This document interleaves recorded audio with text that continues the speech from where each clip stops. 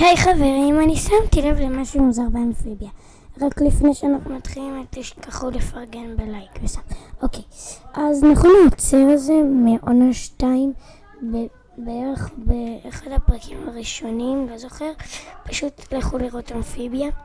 אז כן, העוצר הזה הוא היה 1:1 דוד סטן, והיה לו עוזר בשם צפרדע סוס, שכאילו סוס מגרביטי פולס, וסטן, דוד סטן מגרביטי פולס, אז כן. והסוס הזה, הם נראו פשוט 1:1 כמו סוס וסטן, והסוס הזה, הצפרדע הסוס הזה אמר משהו כזה לעוצר.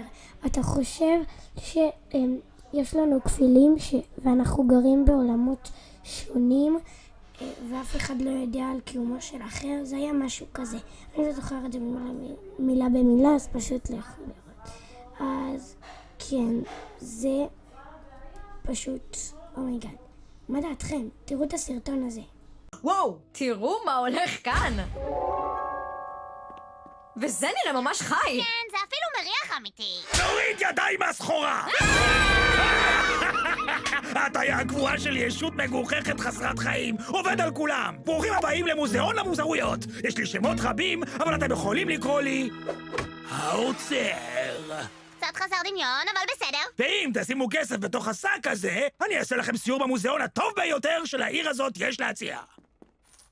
אז כן חברים, זה העוצר, והוא בעצם היה תחמן מרושע בסוף, וכן, אז כן, מי שראה את הסרטון שלי של החופש הגדול, אז אנחנו נתראה בחופש הגדול, כן. יהיו שם מלא סרטונים ואני מציע לכם ממש להצטרף, אתם תאהבו את זה בטירוף. וכן, אז עד כאן היה הסרטון שלנו להיום, ואני מקווה שנהנתם, וכן, אל תשכחו לפרגן בלייק וסאב, ונתראה בסרטון הבא.